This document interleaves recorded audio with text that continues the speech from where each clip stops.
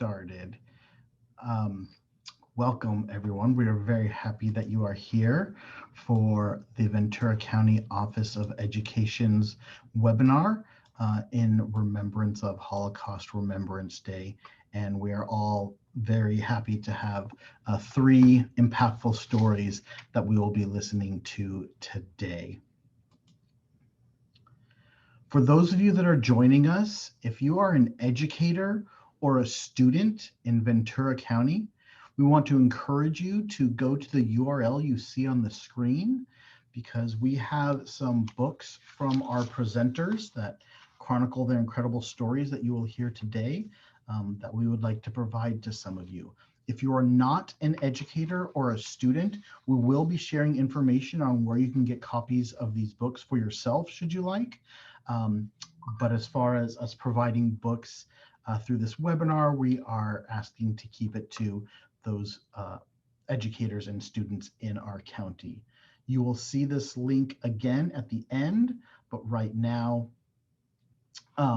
you may go ahead into that URL and fill in that information. We will not be using that information for anything other than the purpose of distributing some books. We're not going to sell it or use it to hound you. It's simply so that we can know who to honor. As we begin, I'd like to acknowledge that this virtual event is taking place throughout the unceded territory of Ventura County, which is home to several tribal nations. As we begin this event, which commemorates the Holocaust, a horrific genocide that resulted in the death of 17 million people, we would be remiss if we did not also acknowledge the genocide that occurred on our land too. We acknowledge and honor the original inhabitants of our various regions. I am currently meeting with you from my office in Camarillo, California, which is on the traditional unceded territory of the Chumash. A land acknowledgement is a critical step towards working with Native communities to secure meaningful partnership and inclusion in the stewardship and protection of their cultural resources and homelands. Let's take a moment to honor these ancestral grounds that we are collectively gathered upon and support the resilience and strength that all Indigenous people have shown worldwide. I would like to introduce Dr. Jane Wagmeister, the Executive Director of Curriculum and Instruction. We would like to thank everybody for being a part of our wonderful, miraculous event that we so proudly get to support here from Curriculum and Instruction from the Ventura County Office of Education. You know, there's a time in our lives and frequently in our careers where we have an opportunity where our passion meets our purpose. And for me, that's what tonight is. We've had the privilege to host this event for over 5 years. You are going to meet remarkable Holocaust survivors who often visit our classrooms, who share their history and their message of hope. We have been honored to have been selected as a partner in California for supporting inclusive practices and as a regional lead representing history and social studies. We welcome you all. I believe there are over 250 that are registered. Those of you that can view us on Zoom, you will be able to see the panelists. We are recording. And for those who are on a phone, we welcome you through the audio. We couldn't do any of this without the support of our county superintendent. And our superintendent, Stan Mantooth, has been an enthusiastic supporter of this event every year. And in the past, of course, we have had this event here at our office in person where we've welcomed you and we've broken bread. So please join me in welcoming. He may be having a hard time logging in. We're trying to work on that right now. But join me in welcoming our superintendent, Stan Mantooth. And if he can't log in, Claudia, you will go ahead, and when Stan gets on, he will be able to join us. Thank you all.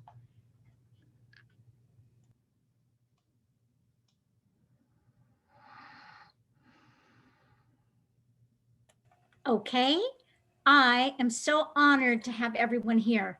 Most of all for our esteemed speakers, because although I've heard this several times over the past years, it never gets old because we always have to remember these horrible stories and the survival that came out of it.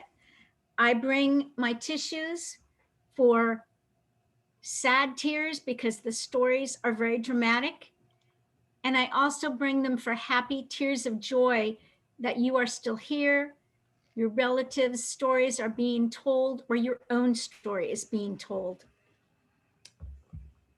I want to thank students for coming, and teachers, and community, and relatives of our speakers, and everyone who is in this room. It's one of our largest events that we've had because we need this story right now. So we will never forget this night and these stories. I would like to pass it on to Alice right now, who is incredible. Without her support, these stories would never have happened. She coordinates the Senior History Experts Program, SHEP, and we would love to hear a few words from her because it's been a long time of her working with these amazing people, and they have quite a relationship. So Alice, I'll take it to you.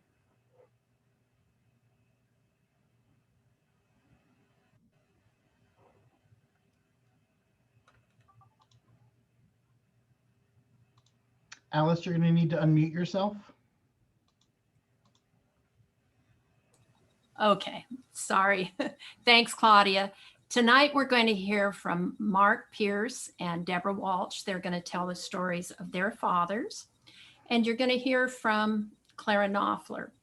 Clara is a Holocaust survivor. In January of 1945, she and her mother were released from Nazi capture. And now, January 2021, she's going to speak to you through Zoom. So it's a pretty amazing story that you're going to hear. And thank you. These are all well-documented stories. And we're so pleased to be able to present this. Now back to Jeremy. Thank you, Alice, and thank you, everyone. Yes, as Alice just said, my name is Jeremy Resnick. I'm honored to be Director of Curriculum and Instruction for the Ventura County Office of Education, and honored to be sort of your moderator and Zoom webinar host this evening. You might have some questions as you listen to these incredible stories this evening. And that's we encourage you to use the Q&A feature. Those of you that might use Zoom on a regular basis, you'll notice this is not a typical Zoom meeting. This is a webinar. And so some of the features you might be used to are not present. For example, there is no chat feature.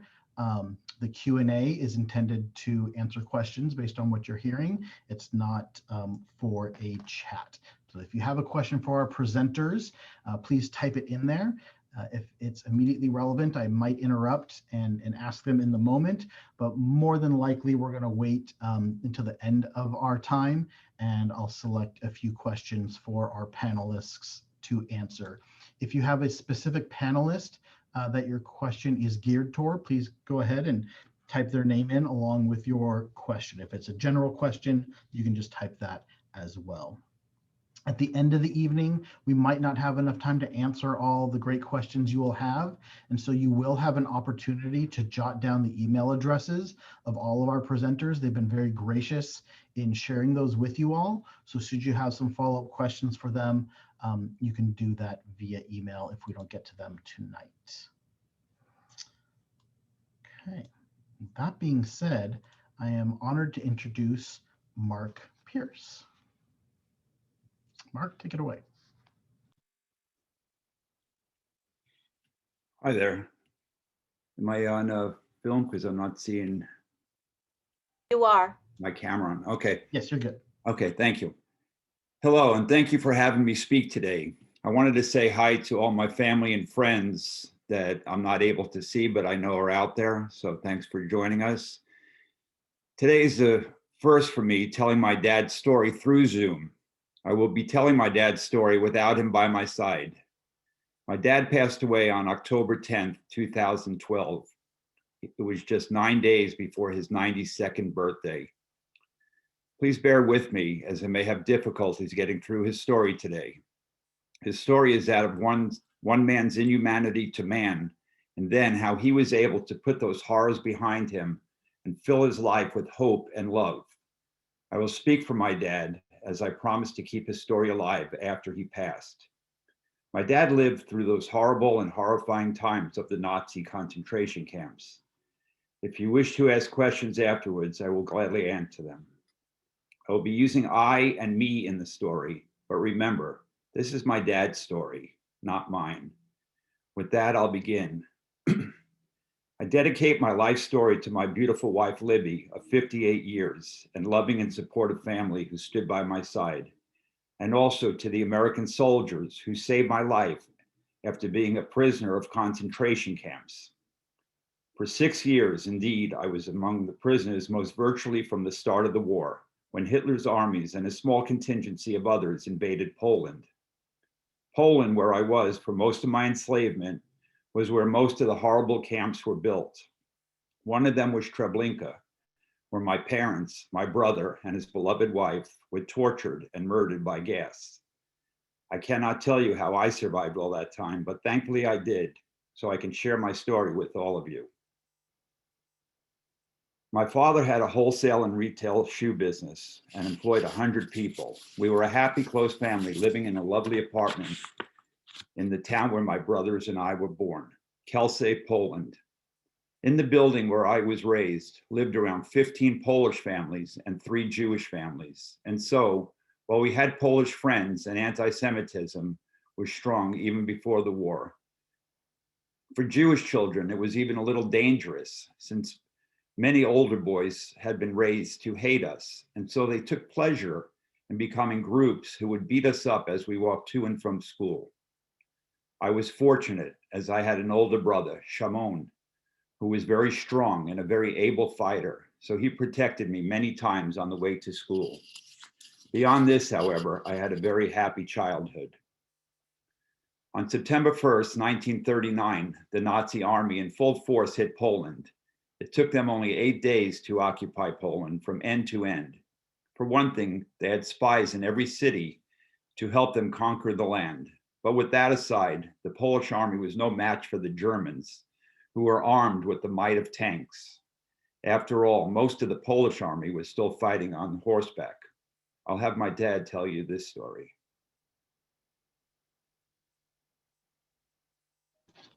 So pause with me just one moment. I need to click a little setting to make the video go smoothly. Okay.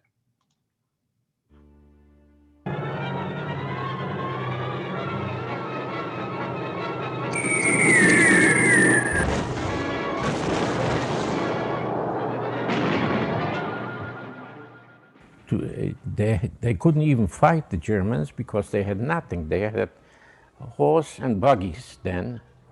All the planes and tanks and everything else was sabotaged by the Germans. This was already prepared before they walked into Poland.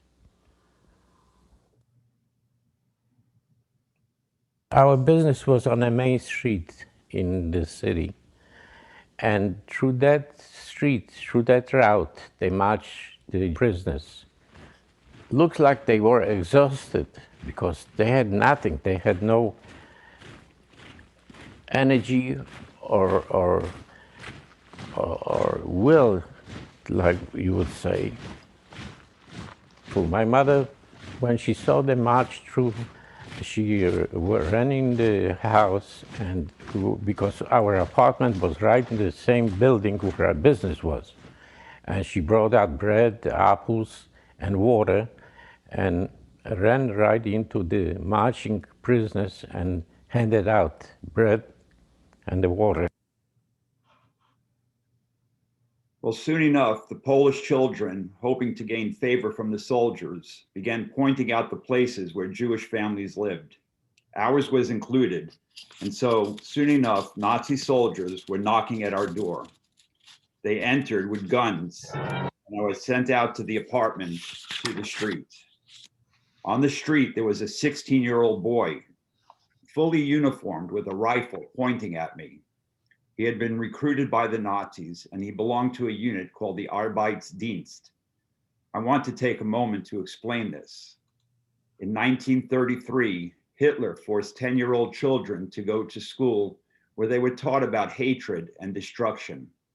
Each child was indoctrinated with the following oath. In the presence of this blood banner, which represents our Führer, I swear all my energies and strength to the savior of our country, Adolf Hitler.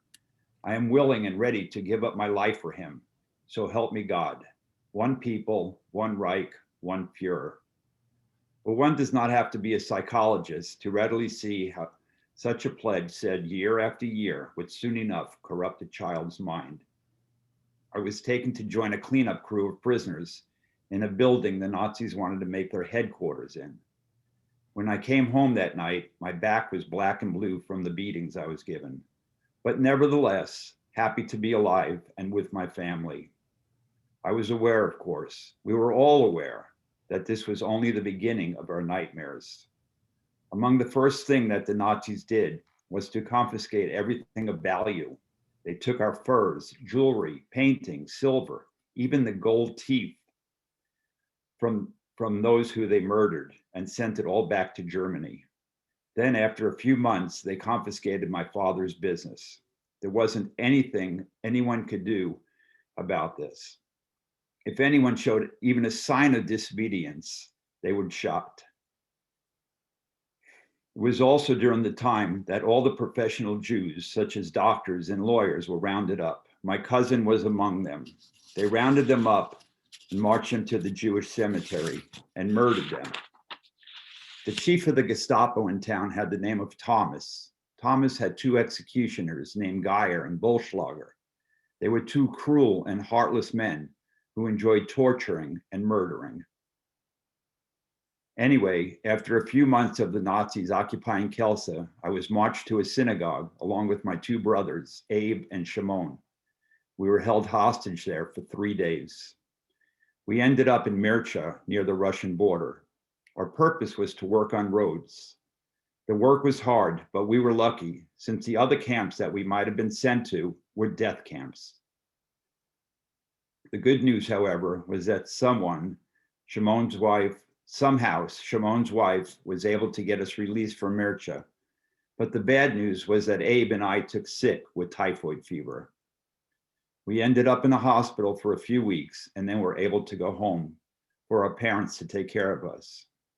My parents were still in the apartment then. Being at home felt good to us, even though we were recovering from a serious illness. There is no greater comfort than the comfort of being with family, being with those you love and who love you. Just to be able to feel my mother's touch again was a joy I cannot describe. In 1940, we were given only 15 minutes to vacate our apartment. They gave us no time to pack, and we had to leave with only what we can carry. We were marched to the slum area of the city, the ghetto. While living in the ghetto, Abe and I went to work in a stone quarry just outside Kelsa. We worked under armed guards. Most of the guards were dangerous and even psychopathic, but a German by the name of Anton Klotz was in charge, and he was one of those rare Nazis who wasn't all that bad, who had some empathy in his character. Anyway, one day I went to talk to a few people just outside the quarry, and when I came back, a guard stopped me. His name was Novak. He knocked me to the ground and threatened to shoot me. To this day, I do not know why he didn't. I think my guardian angel was watching over me. After all, death was a daily event. By then, people were dying from hunger and sickness, and as always, from being tortured and murdered. Nevertheless, we continued on the best we could and with as much hope as we could muster. While our bodies were enslaved, the Nazis had no power over what we thought. They could take everything away from us, but they could not take away our hope or our determination to survive. Then we were back in the ghetto and sleeping. All hell broke loose in the middle of the night. It was a sudden war zone with machine gun firing and loud voices, and our captors telling us to get out. Suddenly, the Nazis were entering everyone's apartments, and anyone who was sick and couldn't get out was shot. During this terrible night, the Nazis also ordered all women who had babies to leave their babies behind. Most of those brave mothers refused, and the Nazis shot them both. Kelsa, the city where I was born, was one of their early targets. And so the last week of August 1942 brought a virtual end to the Jewish population there. And so my brother Abe, my brother Shimon, and his beautiful wife Luba, along with my beautiful loving parents and I, were chased from the apartment under the sounds of machine gun fire and the explosions of grenades. Then we were made to form rows of 10 and march towards the railroad station. Then the unexpected. My brother Abe and I were pulled out of the line, but our families remained with the third transport. We were loaded onto the boxcars. We did not have a chance to even say goodbye to our parents or to even give them a hug. Indeed, the heartbreak and fears of that night remains in my heart to this day. The boxcar that my parents traveled in were packed with 120 people. They could not sit. There was no food or water. They were locked in and sprayed with lime and chlorine. By the time they reached Treblinka, 75% were dead. I was never to see my parents again. My brother Abe remained in the city to work in a munitions factory while I was sent to Camp Blizhina. At Blizhina, I was put to work in a factory where campus bags and other campus things were manufactured. I worked on the night shift and was sick most of the time from the stench of the glue they used. In any case, I would often pick up the scrap pieces, which were trash anyway, and put them in my pocket in order to trade for food with the Polish people who lived outside the gate. This was very dangerous because if I were caught, I would be shot. I'll have my dad tell you this story.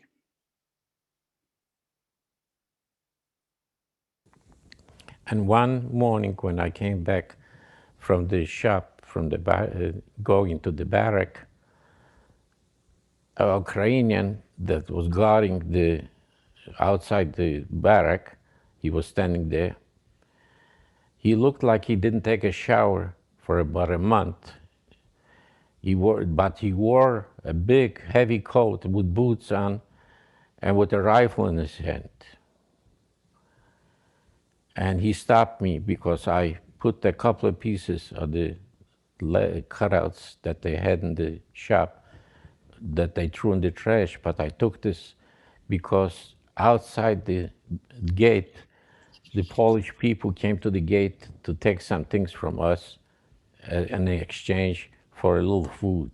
So I figured I'll take a few pieces of those that they throw away, and save my life by eating something a little better.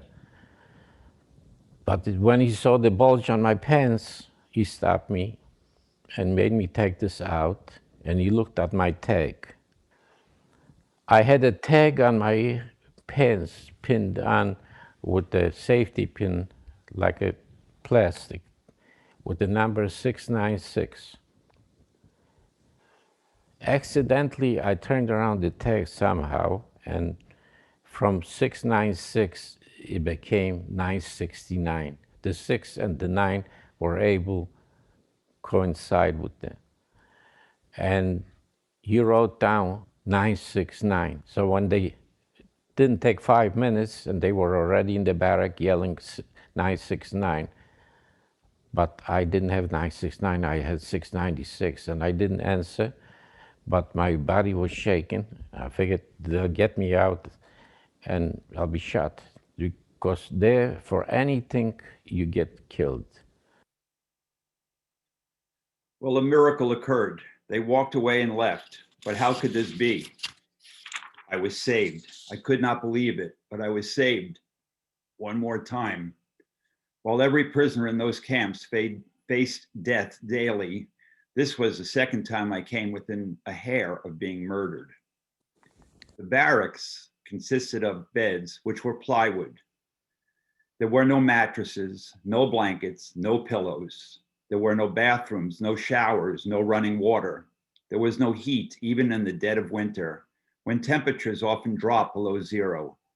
I tell you, I often wonder how any of us survived the weather, much less the Nazis. Life was miserable. And so one day I heard some people planning their escape. I was determined to join them. What you must understand here is just talking about escape was a certain death sentence. I didn't care. I wanted to be free. Free. We were soon enough caught and rounded up. Well, I was taken out by the Jewish police and marched through the darkness of night. I was certain I was being taken away to be shot. But instead, I was put in a dirt hole around 4 feet wide and 4 feet long. It was a place that the farmers used to store their vegetables. It was a hole in the ground with a wooden cover. I was kept there overnight, freezing, shaking, and waiting to be killed. Well, I was lucky. The Jewish chief of police, Mintzberg, had a good heart, and he reported to the head of the camp, Nell, that they found a watch on me. This meant that I would only have to take a beating. And so, escaping the firing squad, I was given 25 lashes in front of the other prisoners. I was there for 14 months before they decided to liquidate the camp. We were all being sent to Auschwitz.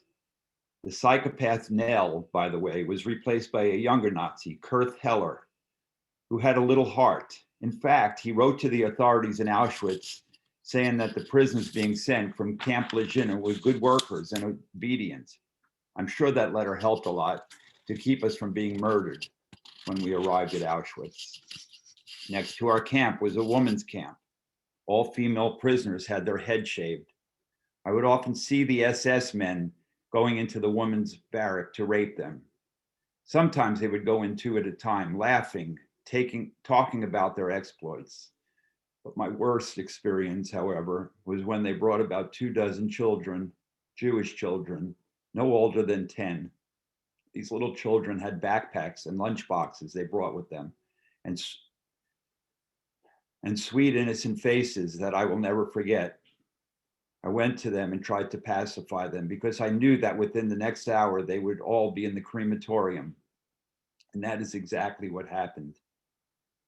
In Auschwitz, they had a so-called hospital, but it really was an experimental laboratory. They did all kinds of horribly cruel and unimaginable things to people, not to cure them, but to make them suffer through all kinds of ungodly experiments.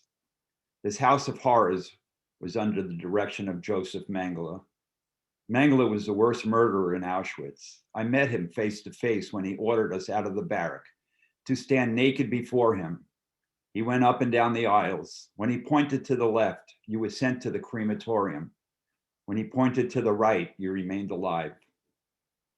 Someone must have been watching over me that day, as here I am, still being able to tell the story. One day, a group of Nazis came in the barracks and put a tattoo on my left forearm. The number is B1719. I still have it to this day. That was a sign that they were going to send me out of Auschwitz to another camp.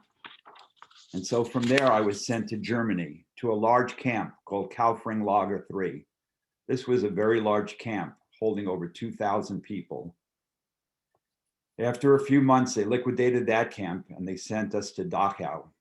Dachau is another extermination camp with crematoriums. After I was there for 6 months, the troops started to abandon the camp. They were ordered to shoot all prisoners, and so around 90% were murdered. Lucky for me, one of the SS men was given a pushcart to transport his belongings. He chose me to push it for him. I did not know it then, but the Germans were losing the war.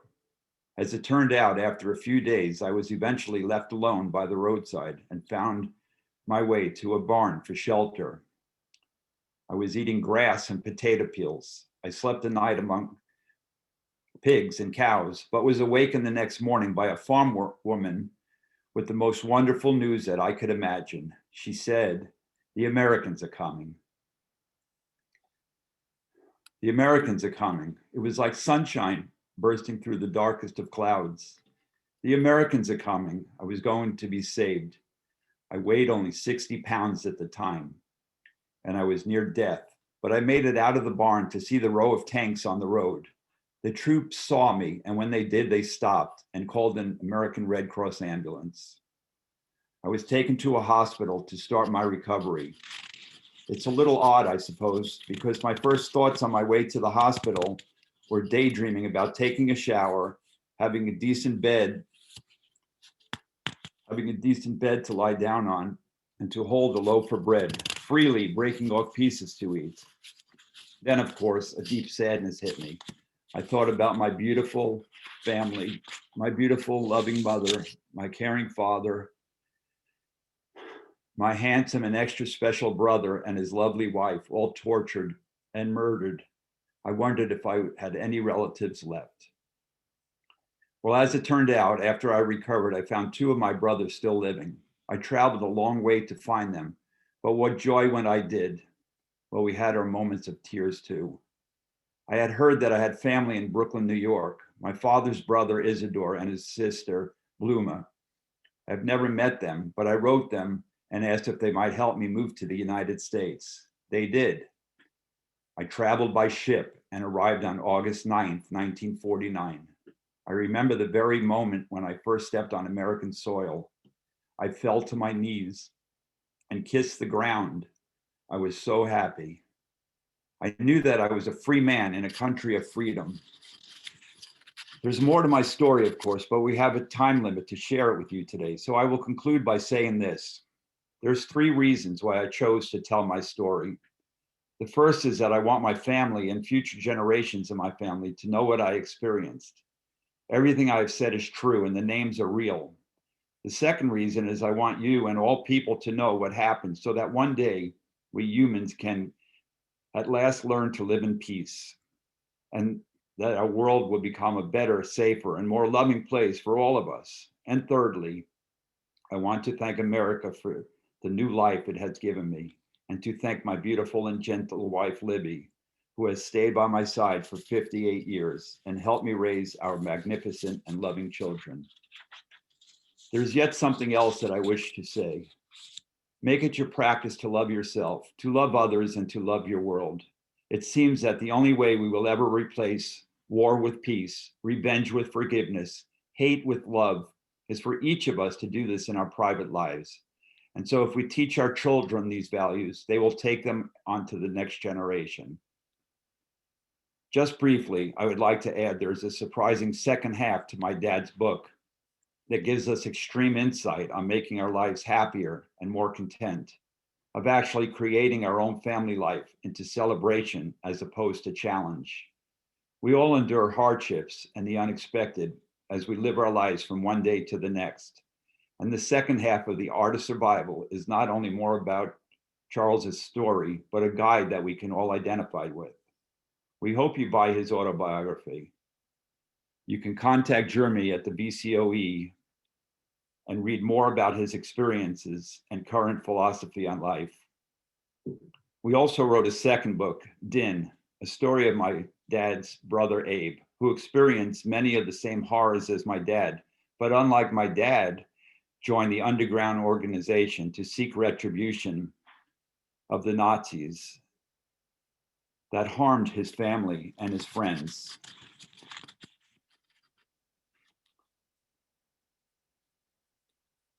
This is a picture of my mom and dad at my dad's 90th birthday. I now have a message from my dad.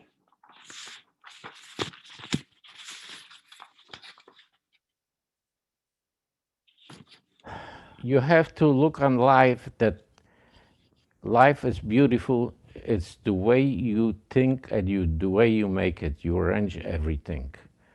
No matter how bad times I went through and my bad past, I think positive and look at the world in a bright side. Be nice to people, love people, and think that you're gonna become somebody in life. We have a website, www.thesurvivalstation.com, where you can read more about my dad. He also made a documentary, B 1719 that tells more stories about him. After the next two speakers, we will have questions and answers. Thank you all very much for listening. I really appreciate it. Thank you, Mark, so much for sharing your father's incredible story, which of course is your story as well. We're now going to transition to our next speaker. I am honored to introduce Deborah Walsh.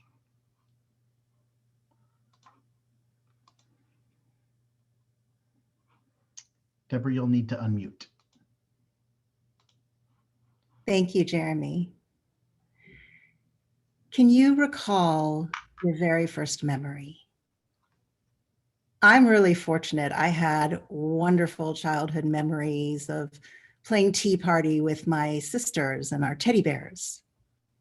My father, Jerry Shamus, was not so fortunate. One of his first memories was being forced into the Jewish ghetto. Soldiers lined the streets.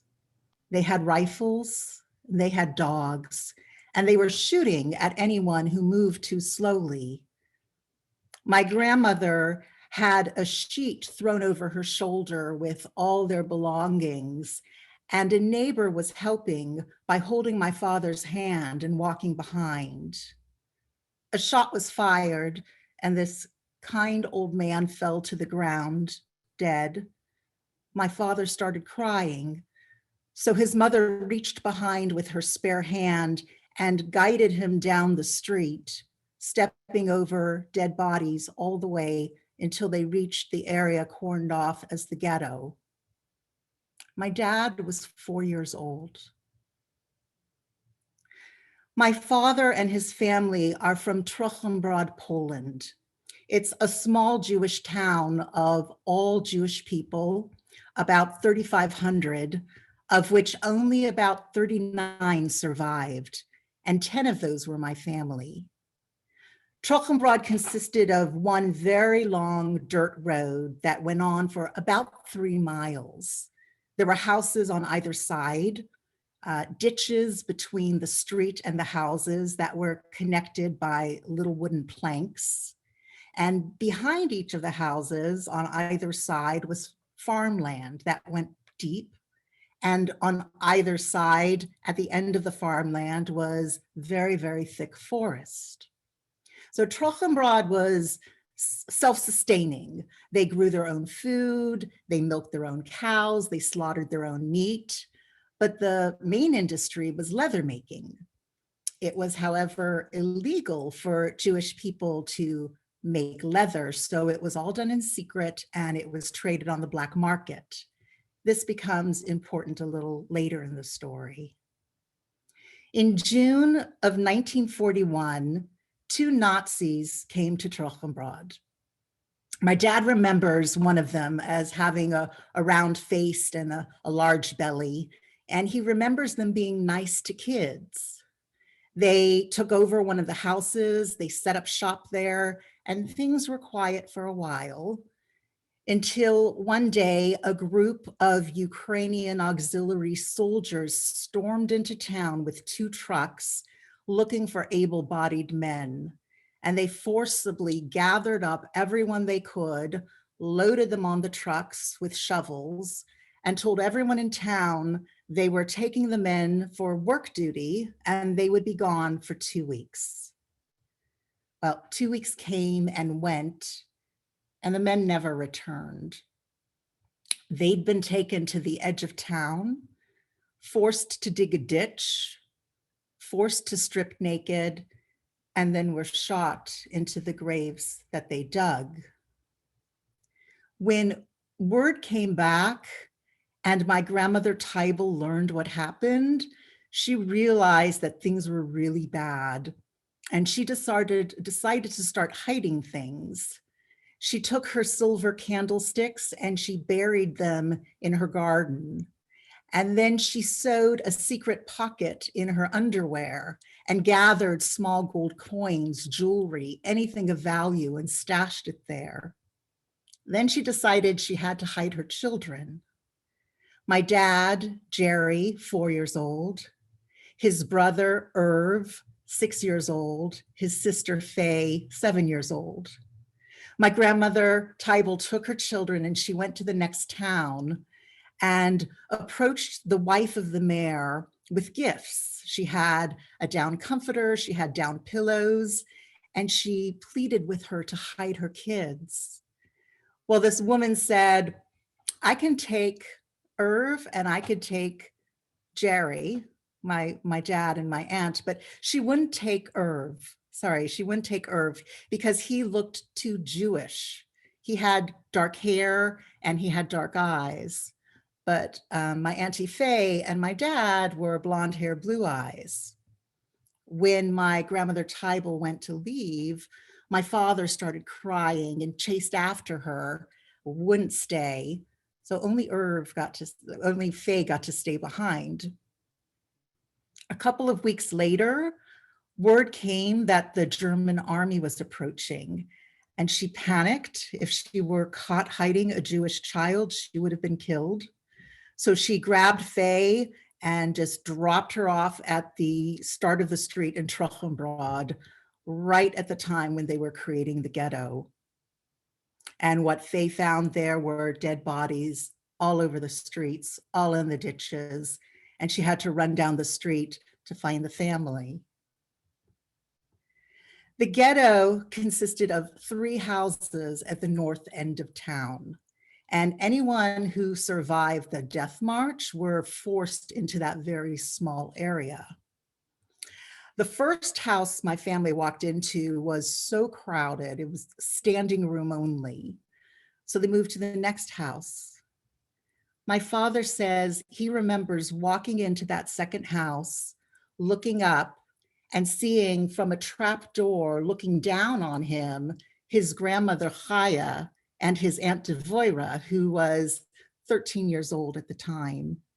His mother Tybal wanted to go up and join, but her mother Chaya said, no, my child, it is not safe. Move to the next house.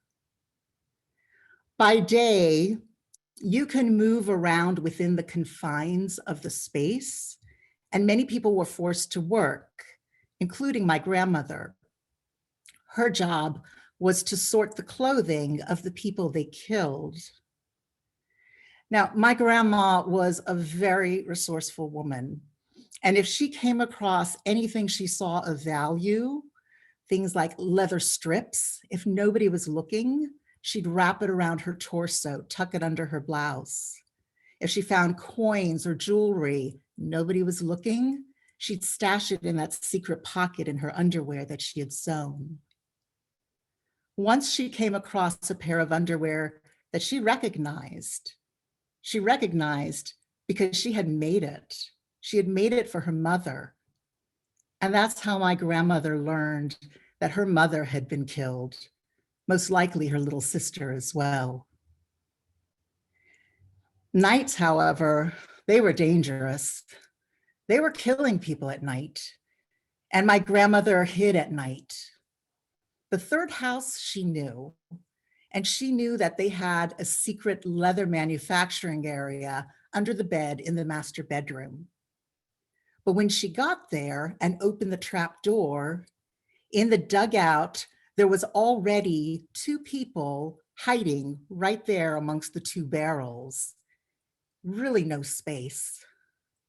My Aunt Faye somehow managed to squeeze in between 2 of the barrels, but my Uncle Irv, the only way he was able to fit was to straddle an open vat of lye.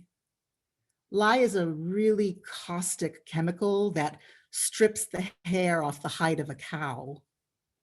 And then my grandmother went to find space for herself and my dad and found hiding in an oven. There was already a woman hiding there, but my grandmother just barreled right in, and that's how they hid, night after night. One night, my father got really thirsty, and he started screaming at the top of his lungs, water, water, and banging on the inside of the oven. My grandmother could see from a crack in the bottom of the oven door the heels of 2 boots of a soldier standing right in front of them. In order to silence my dad, she urinated in a cup and gave that to him to drink. The soldier then walked away, and that convinced my grandmother that my dad was a lucky child. He was specially protected by God, because how else could he have been making so much noise and that soldier just not hear and walk away? Another night, my Uncle Irv joined them in the oven. He was in so much pain. His bottom kept dipping into the lye and he was pretty badly burnt. My dad says he remembers him in the back of the oven, just whimpering. On that night, there was another woman looking for hiding. She opened the oven, but 4 people already there, there was no room. She tried to get behind the oven. There was a chimney back there, and in doing so, knocked off a pot that attracted the attention of a soldier from outside. He came in, shot her dead, and started to look around. He opened the oven and he found my family. He dragged them all out, lined them up, facing the wall, ready to shoot. My grandmother spun around and just begged for their lives. Gold, she said, I have gold. My father said he remembered her hands were shaking so hard that she couldn't undo the string on that secret pocket hidden in her underwear. The soldier took a knife, cut it open, took everything she had, and then said, go back to your hiding. I won't tell anyone. And then he left. My grandmother realized that their hiding place had been compromised. So she sent Irv back to the lye, went out onto the porch, a dirt porch, in search of another place for her and my dad.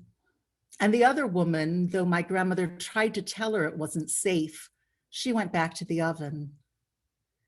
And sure enough, that same soldier came back, went straight to the oven, and shot her dead.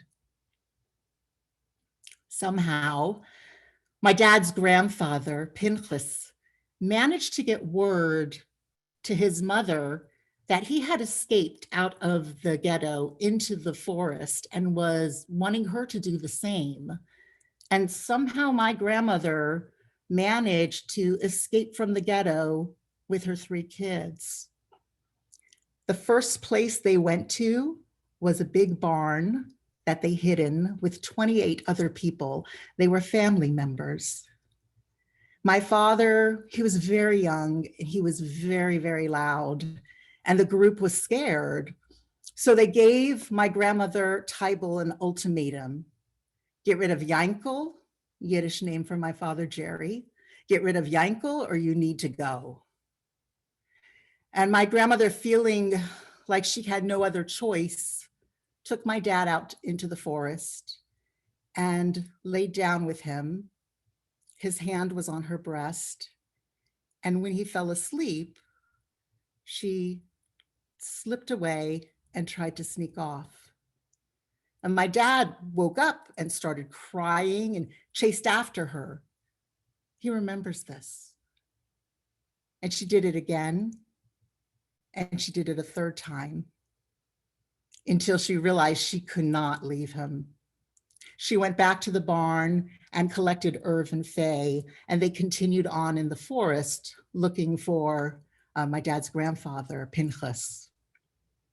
At one point, they came to this open clearing, and they were spotted by this young thug who came up and chased them down and just started beating on my grandmother with a big, heavy branch. And she screamed to her children, run, save yourself.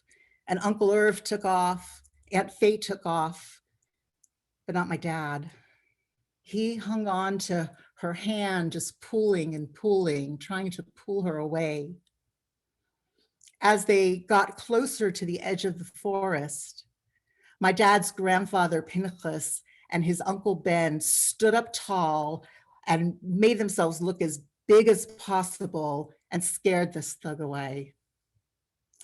My grandmother was pretty badly beaten, but she was really lucky because most of those blows were to her torso, and she had wrapped all that leather around there that protected her. In total, there were 5 adults and 5 children hiding in the forest. And in this picture, which was taken after they got out, so they were much younger, front and center, you can see that little cutie. That is my father, Jerry. And then going counterclockwise, his sister, Faye, his cousin, Rita, Rita's father, his uncle Ben, Uncle Beryl, middle top, his mother, Tybal, his grandfather, Pinchas, far left, his brother, Irv, and then next to him, his cousin, Fran. Fran's mother, Sura, and his uncle, Samuel, are not in this picture, but they were there as well. So my dad and his cousin, Fran, they were the youngest. Actually, Fran was younger, but my dad, by far, was the loudest, and he cried all the time. And this posed a danger to their survival. So his grandfather took a strap, threw it over a tree, and hung my dad by the neck. The others were holding back his mother, but she managed to break free and cut my dad down. My father remembers this. Another time, his uncle kicked him down a very deep well and left him to drown. And somehow, by the grace of God, my father managed to grasp onto a protruding root and hang on until his mother again was able to break free and save him. My father also remembers this, 4 years old. It's a miracle my father survived. My grandmother always called him a glücklicher Kind. In Yiddish, that means a lucky child, specially protected by God. And she was convinced that their survival was dependent on my dad surviving. So she approached her father and she approached her brothers and pleaded this case to convince them. Pretty much after that, they left my dad alone, even though he continued to make a lot of noise. Well, that luck, it did extend to the family. They survived in the forest for 2.5 years.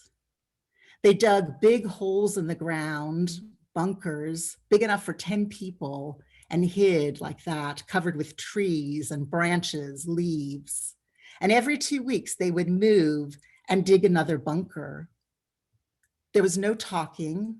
They were afraid to be heard. They lived in silence, 2.5 years of silence, communicating only with gestures. For food, they primarily lived off pig slop, which they stole off local farms, because who's going to notice when the pig slop goes missing? They were always on the run, always on high alert, sweltering in the summer, freezing in the winter, starving, fighting illness, fighting disease, and lice. Everyone had lice. My father remembers their pastime. All they did all day was pick lice off of themselves and off of each other. When I take a step back and really, really think about how my family survived, what my father experienced, it makes my heart ache. I try to make sense of it all, and I realize there is no sense, but I can find some lessons. First, at the most basic, fundamental level, everyone deserves to live. And we need to lead by example in our words, by example in our actions, and teach our children the importance of tolerance, the importance of acceptance. We need to teach the Holocaust. We need to face up to the painful, horrible truths of our history so that this type of genocide never, never happens again. You know, how is it that we can have a huge population of people spread across so many different countries, of people who were part of the intrinsic fabric of their communities? How can we go from that to systematically murdering 6 million people? How does that even happen? You know, it happens in these little increments. It starts with words that are based out of fear, words that are ignited by anger and hate, words that bleed into wide-scale beliefs, and beliefs that spill over into actions that become more and more and more extreme, stripping away at civil liberties, you know, denying basic human rights, targeting a group of people and separating them, isolating them, dehumanizing them, and killing them. When you see bigotry or racism or injustice around you, when you see that, have the courage to stand up and speak out. Your words, your actions, they absolutely make a difference. My father told me after they moved to America, many years later, his grandfather approached him and said, "Yankel, do you remember when I hung you?" And on a completely separate occasion, his Uncle Ben approached him. "Yankel, do you remember when I tried to drown you?" Oh, I was horrified. "Oh my gosh, Dad, what did you say?" I said, "Yes, I remember." "Oh my gosh, Dad, what did they say?" "Nothing." I was horrified. "Dad, why would they ask you that? Why would they say that to you?" They needed to know. And this really, really, really bothered me for quite a while, going over in my head until I remembered what my grandmother always said, that they survived because my dad survived. And I realized, you know, she's right. My dad saved their lives. He saved his grandfather's life. He saved his uncle's life. You know, anybody logically can understand in extreme, horrific circumstances, sacrificing the one to save the many. But if they had been successful in killing my father, how that would have impacted their lives. My father's survival preserved their humanity. I'd like to leave you with a message of hope. When my grandmother Tybal passed away, they wanted to write in her obituary that she was a Holocaust survivor. And my father was adamant, no, she was not a survivor. She did not survive. She thrived. My grandmother built a beautiful, rich life filled with family, laughter, joy, children. And she instilled these wonderful values in her kids. And though my father has had the most horrendous experiences that I can't even begin to comprehend, he is the most resilient and the most positive person I have ever met in my life. No matter what the circumstance, my dad is always looking at the future, looking at the possibility, finding the hope. So no matter what the situation, no matter how desperate, how painful, how final, how terminal it seems, there is always, always hope. Thank you.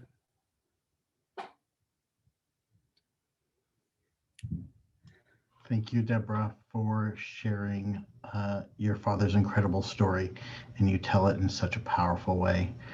I'm now pleased to introduce our third and final speaker this evening. We are right on time, but we are honored to have Clara Knopfler with us. So I'm going to ask her to go ahead and begin. Welcome, Clara.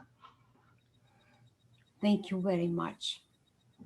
Thank you very much for inviting me to help me to fulfill my mission. Never again.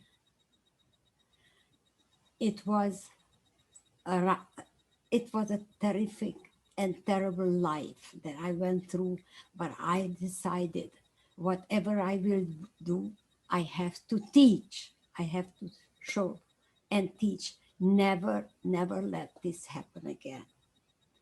I am a Romanian born, Transylvania. And out of 39 members of my family, only my mom and I survived. She was 101 when she died. And she said, Clara, write it down. And I wrote a book. And the book is, I'm Still Here, My Mother's Voice. I did all what I could, and I remember I wrote it when I came in the United States, because I was born in Transylvania, but there were many things that I could have done, but I didn't because I was in German concentration camp. I was born in a small town. My father, my mother, my brother, and I. In 1939, when we were in school, Hungary had Transylvania, and because they got Transylvania, the Germans asked them to do something with the Jews. We don't need them. So I started when I was sixth grader. We went to 6th, 7th, and 8th grade, but not anymore in a regular school. We went in a school where only Jewish children were and tried to live there. But in 1939, they decided that's not enough. No Jews will be lawyers, doctors, teachers. That was it. And then we had to go what decided. It was decided to leave the Jewish school and taken somewhere that we never knew before, in a ghetto in Transylvania, where 10,000 people lived and waited for other orders that Hitler will give to the Jews. That time, we didn't know what will happen and how we'll be surviving or what it happened. But after 6 weeks, they decided to take us somewhere else. The somewhere else was Auschwitz. Separated from men, women, old, young, mom and I, we were together. My father waved and he said, we'll see somewhere else. We never saw them again because only mom and I survived. How? I don't know. But 8 days in Auschwitz, they taught us that we have to do something We just cannot live like that, fed and we have bread sometimes. No, that wasn't good. 8 days we stood on line, who will stay, who will go. Anyway, mom and I, we were chosen to go. They took us to Riga. I make it very short, very fast because it's late. But anyway, we went to Riga. In Riga, we were 60 women in a room and we cut batteries, old batteries, and we did something with it. We didn't know what they will do it, but we cut it, and after at 10 o'clock at night till next day, 6 o'clock, we worked day and night mostly. At night, there was an old German, I have to tell this, an old German who felt sorry for us because by 12 o'clock at night, we were sleeping. We couldn't keep our eyes open. My mother pushed me, Clara, work, Clara, work. Nothing. The guy came to me and he said, Clara, you speak German. Can you sing German? I said, yeah, I can sing. My father was a singer, and he taught me two very nice songs. And I started to sing. Everybody knew the melody. I sang it in German, but everybody knew the melody. The guy never came back. Nobody was beaten up anymore. We survived Riga. The Russians were coming. And we had to empty Riga. So we couldn't stay longer there. They took us somewhere else, south of Germany, where we started to dig anti-tank trenches against the Russian tanks. 6 yards wide, 6 yards deep, like a trapeze, and the Russian tanks would fall in, and that will be the end. But the Russians didn't come that way, and we had to dig and dig forever, 5 months. But one day, my mother couldn't work anymore, and the little guy came to supervise our work and started to beat her. You don't work. What's going on? I couldn't interfere, but I came out and I faced him. I said, my mother works from 6 o'clock in the morning with the food that you are giving. What do you want from her? She can do more. The guy looked at me and said, what are you talking about? You are a prisoner here. You can't do this. You have to do what we tell you. But you know what? He turned around and left. The guy came back next day, and I will never forget, with a piece of bread and said it to me, give it to her. She would be able to work better. 1 slice of bread. That was my mom teaching me to speak German, to be ready for everything. And she finished it. By January, when my birthday was, last week was my birthday, she made me a birthday cake.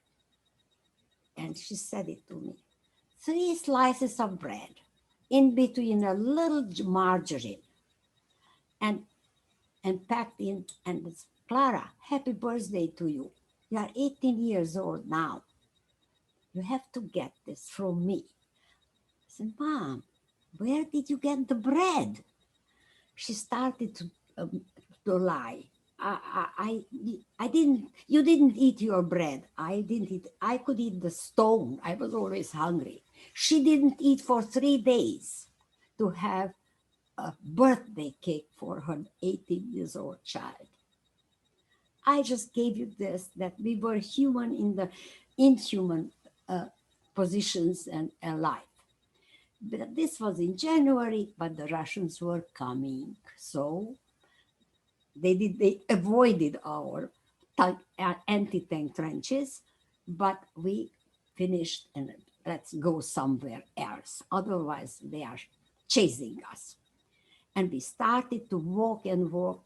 I don't know how many days and how many nights, But we escaped after 5 months of working anti-tank trenches because the Russians were coming.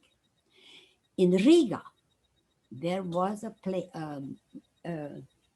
ship that took us, and we didn't know where we went. We went somewhere else and told that we will have some other work. But by that time, everybody was tired. Everybody was dying. We couldn't have anything to. From 500 people, I don't think we had 100 who survived that terrible place where we were. This was already almost at the end of the war. We went back to Auschwitz. From Auschwitz again, started to, what is now to do? We started to walk back. And you know what? The Germans left us. The Russians chased us. And we walked and walked. I don't know how many weeks, but definitely so badly that we reached Romania. First we went to Prague, then Romania. Anyway, in Romania, we were liberated and went back home. Empty house, father, brother, nowhere. Mom and I started to work in our old little store, shoemaker, shoe factory, where we started to do something for us and to survive and where to go and what to do. When we reached finally one of the big cities of Transylvania, we could take a train that took us home to the little town where we lived. An empty house. They emptied our house completely except my piano. They couldn't take it, was too heavy. So I came home and we started a new life, waiting for my father and my brother to come home. My brother, later on, we found out, lived 2 days in Auschwitz. They dug the roads for the Germans to take out and leave. Anyway, we tried to survive. What's going to happen? My brother and my father were together, and my brother did not want to dig or work on road. A German came to him and said, "What are you doing? We need this road. You have to work." He didn't work. He showed him his hands and he said, "Look, I'm a pianist. I can't do this kind of work. How will I survive?" I didn't do anything else. He was 19 years old. The guy said, took his gun, killed him instantly in front of my father. I heard this later on from people who were there. Anyway, we were liberated, we went home, and to have the tape, how much time you have? Yeah, you're fine. I don't want to keep them here. It's not a pretty story. But here at home, I thought, well, I had three gymnasiums in a Jewish school before we left. Then we came back, and you know what?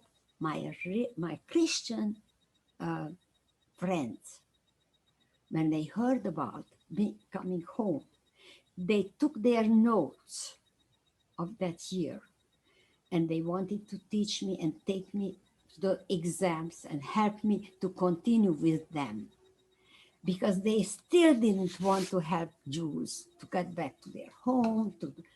These girls came to me and helped me. So I tried to teach. I'm a teacher of French and Latin, and I tried to tell them, children, they are not anti-Semitic. Children can be friends. Don't think that this is Catholic and Protestant. I taught this in school for 4 years. Then I came in United States, but I want to go back. And for the last year of college, of high school, 18, I have the picture here. The girls, 6 6 Christian girls and about 5 or 4 girls who You have were 10 minutes. 10 minutes. 4 girls who are Christian, Jewish, and 6 girls Christians. I sent them packages from United States for a month, and I would say more than a year. I wanted to show that there is no difference between Catholic and Protestant and Jews. We were friends and we helped each other till the end, till the communists decided no more packages to the remaining students. But I have the pictures that there is a possibility to get along. There is a possibility to not to hate each other. And we continued. I passed the exams. I finished my college and I went to teach. And I became a teacher. Now, my granddaughter, who is here, she wrote me a letter to my 94th birthday. Grandma, I became an English teacher because you were a French teacher. I want to be liked, yeah, like you were liked. I have here the letter, but I will not read it to you. I was crying like a baby. This was true. She became a teacher because I was a teacher. And she has success and the students like. Maybe she tells my story, I don't know. But anyway, my son is here. He brought us finally to United States because I didn't want to stay in Romania. We were 39 members of my family and only mom and I survived. All the rest were killed by Germans, by Nazis, so to say. And we decided that we leave Romania. We couldn't stay there like this, hated and not believing that we could get along. But first we got an exit to France. Luckily, I was a French teacher and I taught English in France for a year. After that, we came in the United States. But I had to tell you that in the United States was heaven for us. We went through so many bad things. I didn't think that I will stand on my feet. No, I came in the United States. I had my 4 years of English. My husband learned French in France and we came in the United States and a successful upbringing. I worked hard, I taught, but I lived in the United States and that was saved our life. My husband, unfortunately, died in an accident. He liked to travel and he was a pharmaceutical chemist and he wanted to sell the plant and travel. In the middle of the day, I got a telephone call. Mr. Knopfler is very sick. It happened something. A machine fell on him. He instantly died at the age of 68. I continued my life there.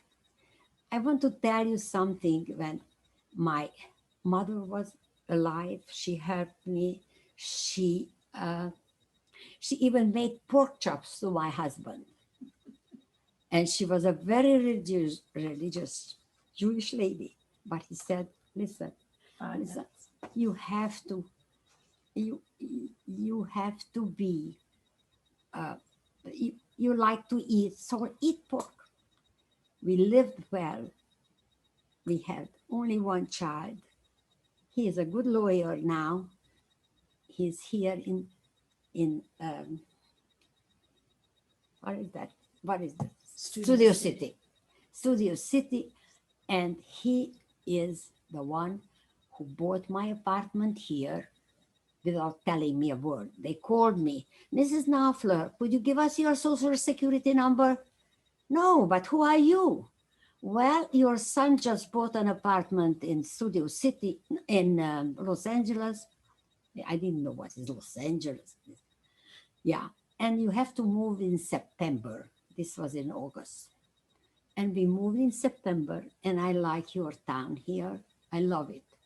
And many times they would ask me to teach them. It is possible to get along. It is possible to have Christian and not Jewish people. But you have to be people. You have to teach your children. I have two grandchildren. You have to teach them that there is possibility to coexist, to work together, to advance your knowledge. And let's hope there will be sometimes better. Mom died at the age of 101. She lived here. She had a kosher home. She had her temple wherever my husband took her. And here I am and beg you to never forget, and never let happen again. That was the worst genocide of mankind. Is it a promise? The youngsters, don't let this happen again. Thank you. Beautiful, Clara. Thank you. But I left out a lot. Thank you very much, Clara. Read that book. Oh, you got it upside down. Okay. Yes. Here Mom was 101. Okay. Thank you, Clara. Let me go back real quick. So there is the book that Clara has. In a moment, I'll show you all of the books we have available. I'm looking,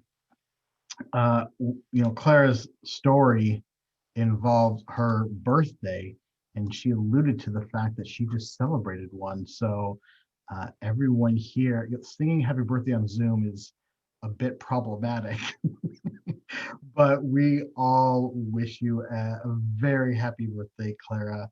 You are a gift to all of us. And what you have given to us this evening and to everybody that hears your message is we have no way to repay you, but we wanted to acknowledge your birthday and wish you an extremely happy one.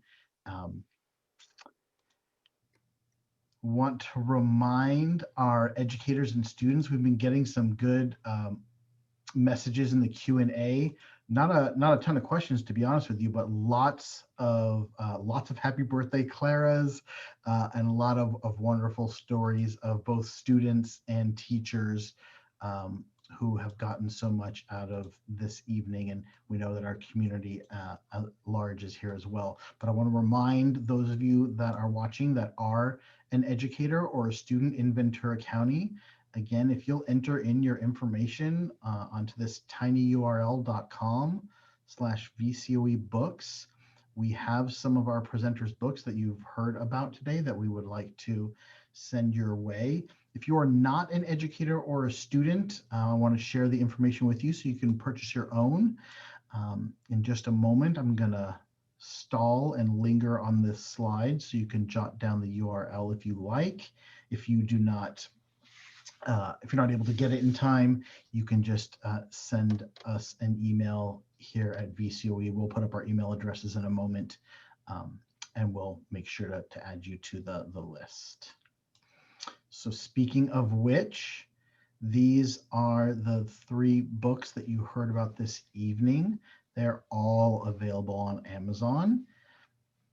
The Art of Survival by Charles, Mark's father, and Din, the story that he was alluding to. That was your uncle, is that correct, Mark?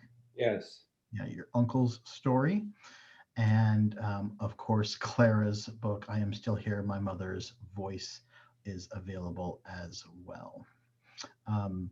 Mark also shared a little bit about the documentary that he produced, and you can get more information about that at thesurvivalstation.com/6.html. If you just go to thesurvivalstation.com, you'll see a link, and I believe it was the upper left-hand corner about the documentary that you can get more information on that as well. Here's our contact information for both our speakers as well as the staff here at the Ventura County Office of Education. Should you have questions or follow-up, I'll specifically call out Alice. Alice Sweetland runs our program for speakers. It's called SHEP. And Alice, you're gonna kick me. I'm forgetting what SHEP stands for. Can someone help me? Senior Free Experts. Thank you. So if you're an educator out there and you'd like to arrange to have a speaker come to your class, Alice is going to be your contact for that. But you have all of our information there should you need to contact us for any reason. As we said in the beginning of the evening, this whole presentation has been recorded. We will do some light editing in the very beginning just to cut out some stuff, but the bulk of it we will put out and share the link with anybody that attended. And make it public on our website as well. A quick plug for what we do here at the Ventura County Office of Education. We support educators throughout Ventura County in all the various content areas that you would expect in a school and all the various initiatives that we see across our state and across the county. So if you're interested in any of our upcoming workshops or trainings, or if there's something that you're looking for that you don't see on the website, vcoe.org/workshops, again, reach out to us and we'll see how we can help support you and those that you serve. All right, so I'm going to pass this to Dr. Wagmeister in just a moment, but I want to pause and thank our speakers, Mark, Deborah, and Clara, for being here. Your stories are remarkable and powerful. And there's obviously a lot of messages in the Q&A all appreciating you.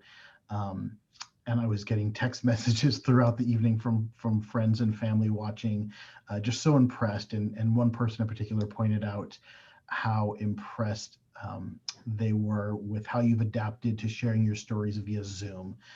We all know this year has brought us all sorts of challenges and barriers, and you all did such a superb job taking what we know is powerful in person and spreading it across Zoom. And, silver lining is we were able to have so many more people involved than we would in some of the rooms that we have available here when we are in person. And I also want to thank our audience. Those of you that were listening this evening, there is so much going on in all of our lives right now. And so for you to take the time, an hour and a half, to come and listen on this very important day, Holocaust Remembrance Day, and to hear these powerful stories and share them with those you know and love means so much to us. So I thank you from the bottom of my heart, and I pass it over to Dr. Wagmeister. Thank you, Jeremy. On behalf of our staff here in Curriculum and Instruction and the Ventura County Office of Ed, we would like to thank all of you for joining us on this momentous evening. It's not very often, and it's rare to have these opportunities to hear from our survivors and our thrivers. Clara, we are so glad you are still with us. We have spent many birthdays together. Deborah and Mark, thank you for sharing your families with us. We have people that have connected with us from Nevada, from New York, from the State Department of Education. I'd like to speak directly to our teachers and our students. It is so important that you are here, that you are listening with your head and with your heart and grabbing each other's hands. Carry these stories forward. Talk about them tomorrow in your classrooms and see what you may do to find our better angels to make our community a better place. God bless you all. Thank you all for being here. I no longer have to say, have a safe ride home, because I think you may all be home. Have a good night's sleep. Thank you again to our presenters. A wonderful evening all around. Good night.